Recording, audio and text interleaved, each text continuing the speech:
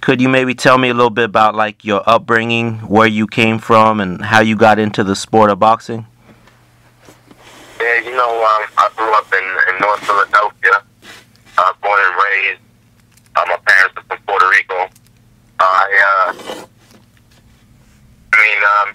The neighborhood where I'm from is like predominantly like a Puerto Rican community, and pretty much I started boxing. I got into the sport at the age of 18 years old, and it was something that I always wanted to do. I just didn't get through it till 18, and it's something that once I started doing, I just fell in love with it.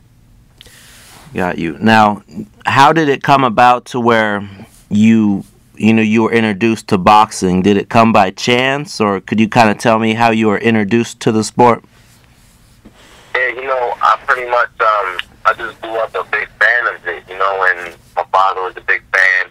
So I was always watching, there was always fights in the house. My dad was always ordering the big review fights, things like that.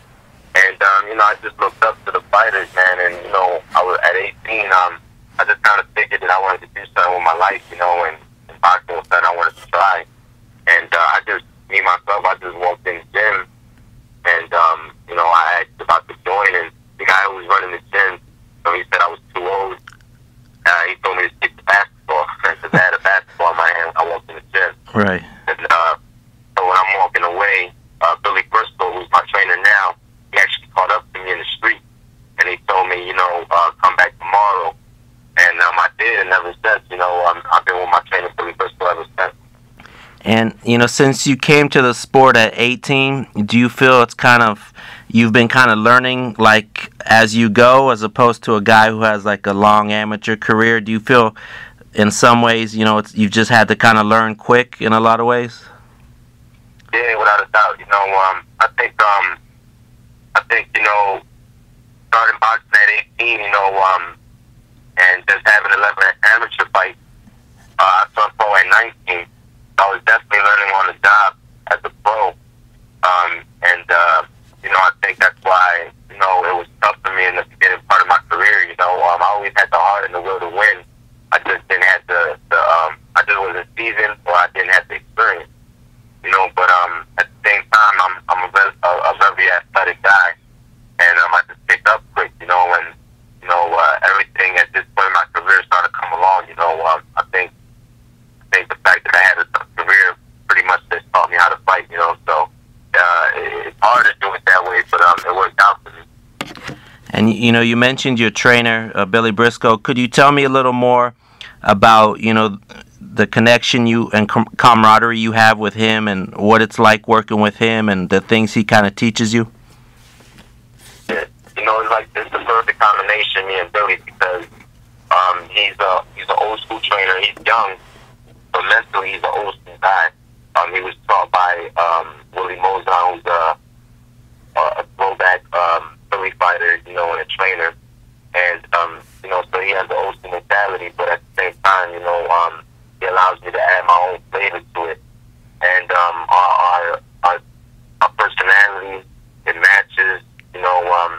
We think alike, and we're like family, man. So me and him is just the perfect combination, and it works well. And everything that he's taught me, is things that it takes years to, really pick up on it. And I think right now I'm 26 years old. Right now is when things are starting to pick up, and it's probably why I'm looking so impressive, because all the hard work is starting to pay off now. And you did have some losses, in your career, some earlier.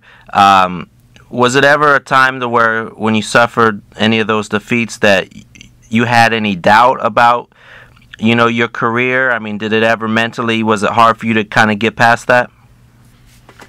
It's hard. It's hard mentally sometimes, but I never doubted myself. And, I never doubted myself. I never gave up on myself. I never thought it was over. I understood that, my career is different from another guy's career who's been in the game for years.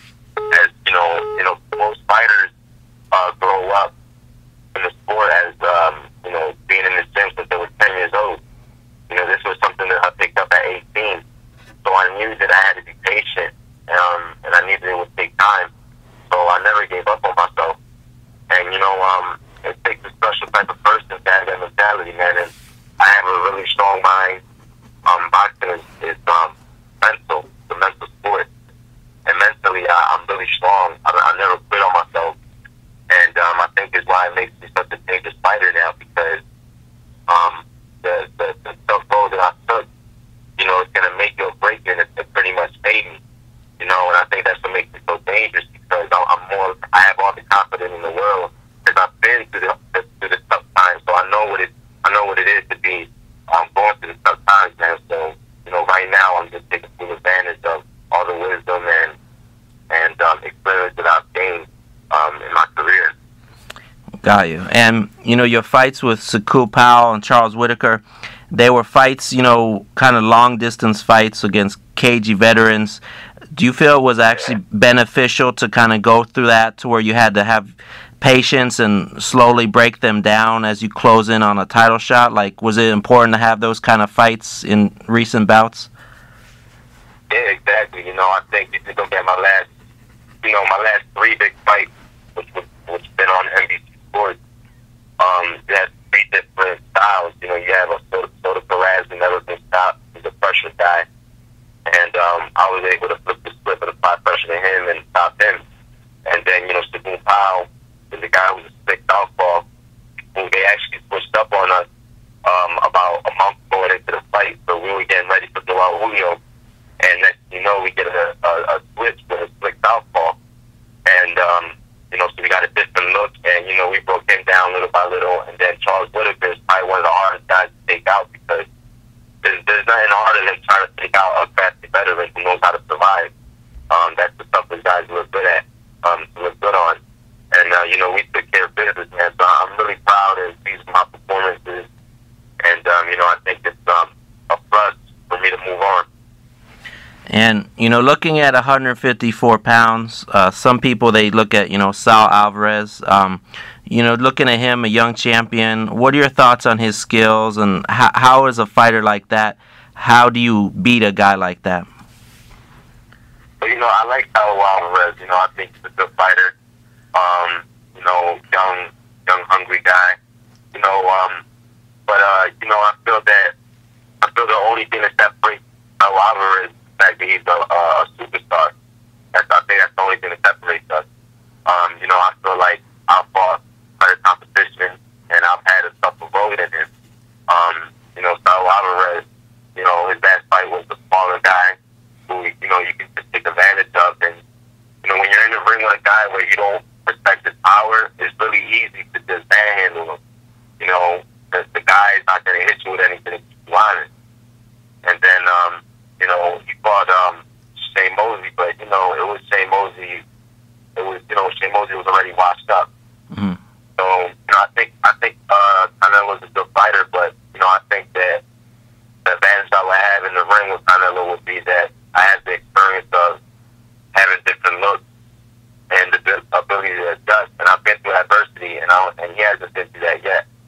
So, you know, I think I would have the experience factor on him.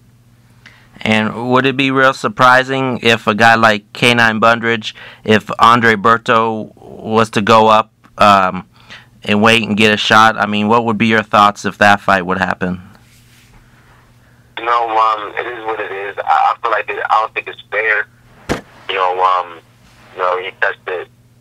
You know, you know, he had steroids in his system, I believe it was, and then for him to be able to go up and wait and then just get a world title fight, I think it's not fair, man. But you know, it is what it is. It's the politics of boxing.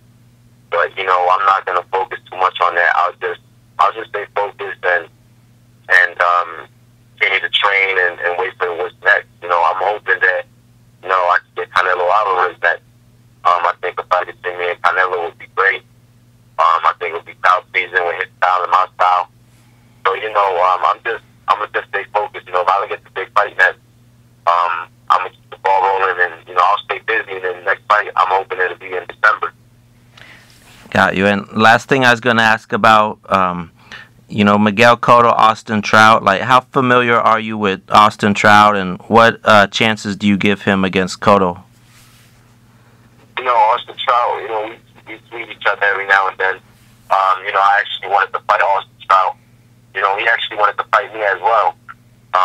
You know, there was actually some talk about me and him fighting before he got the call with Miguel Cotto. You know, but I feel that you know, Austin Trout has to approach that fight as a chiller. You know, I think that he can't show Miguel Cotto no respect.